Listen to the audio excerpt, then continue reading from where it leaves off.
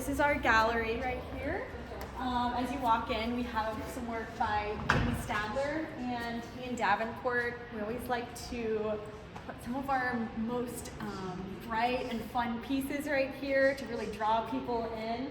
And come around the corner here, we have Patrick Rubenstein. We have a new work that came in, so sometimes we might leave them out right here or around.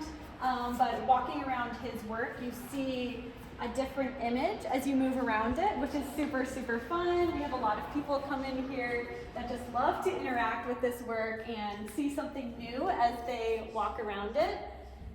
We have a sculpture here by Louis Chianu. We also have two other ones by him in the corner, right across from us, and then in the middle table over here. And then right here, we love our artist Alejandra Nunes Advent.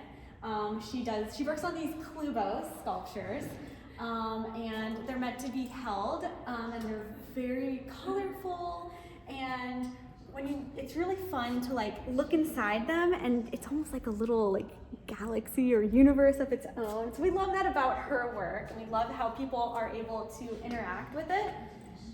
Come around here. Here's another one of our artists, Gavin Rain. His work is really fun. Another really fun work to interact with. As you move away from it, it turns into a different image than what it was when you were looking at it up close. So you can come out here. Yeah, so I can get close to it. So it's like pointillism, and then you move away, and then it becomes someone's face. Yeah, so that's Elvis Presley right there. We have Mr. Brainwash right here. He often does these like silk screen works, and each one is changed a little bit, whether that be through graffiti or any handmade marks in his works. Some of those artists. We just got some work in by Matt Devine.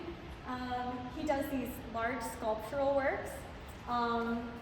Either they're like hanging on the walls, you know, more like he either has freestanding artwork or artwork that can be on walls.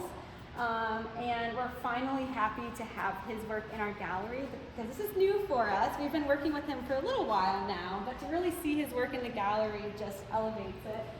We have Neil Wright right here, and personally, he's one of my favorites. We had a show with him this past year where his artwork was completely filled the gallery, but we love his bright, colorful artworks. He works with layers and his environment. So he might take pictures of what's around him and compile it into one image through painting techniques and masking techniques.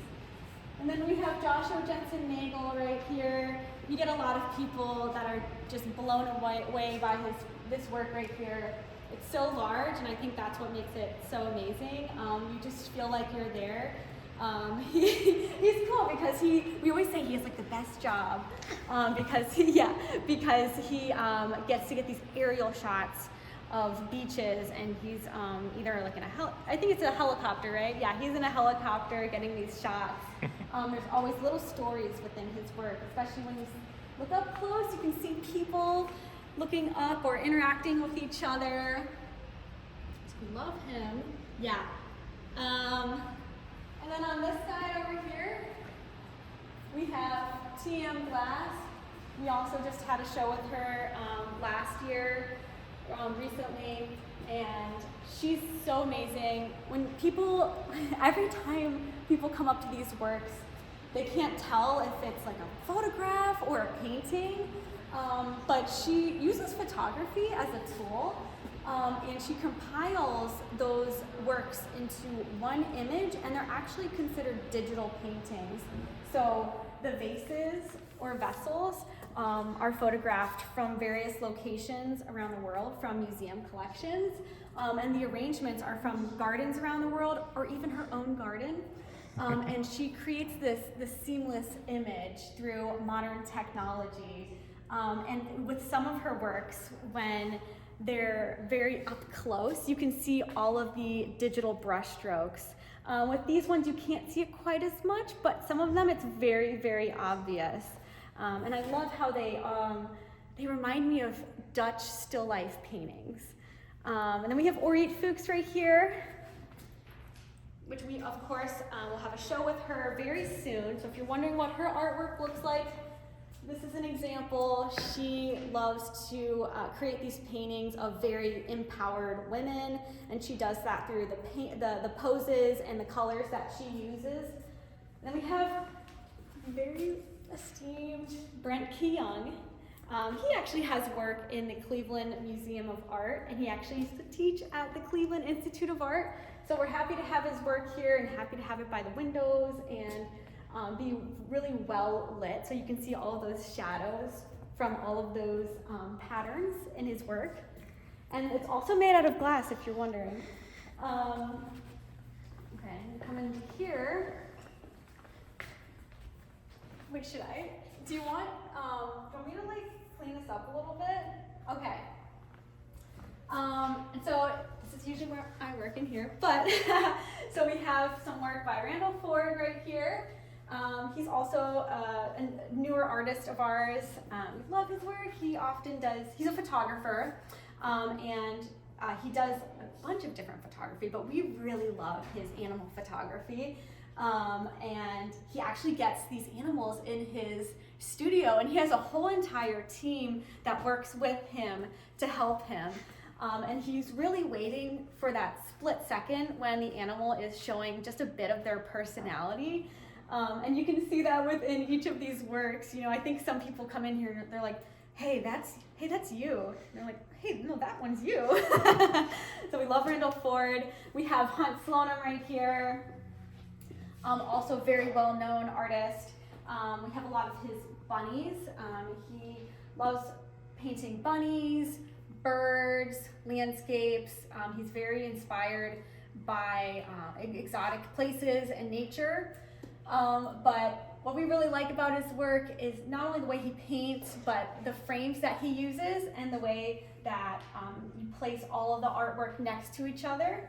So that's Hunt Slonim right there. And then again, one of my favorite artists is Paula Rubinstein, also the mother of one of the owners of the gallery.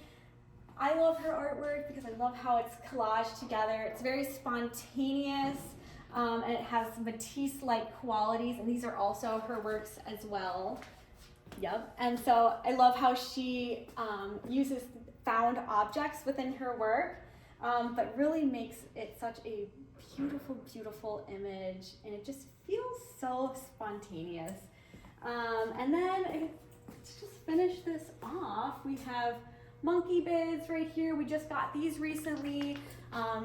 They're from South Africa, South African artists. I think it's a group of more than 300 women from South Africa, yes.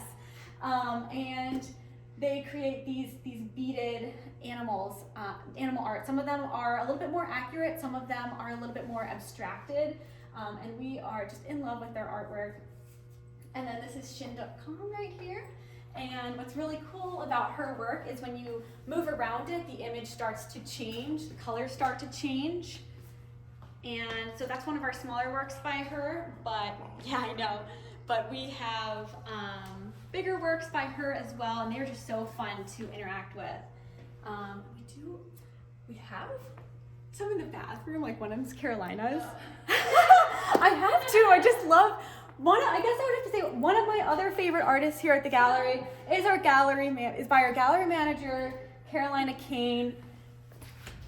Okay, we have this. Can I just pull it? Special room.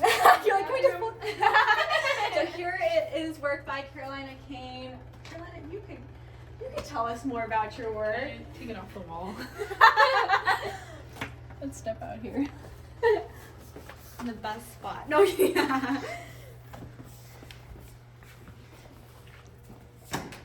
This is my artwork.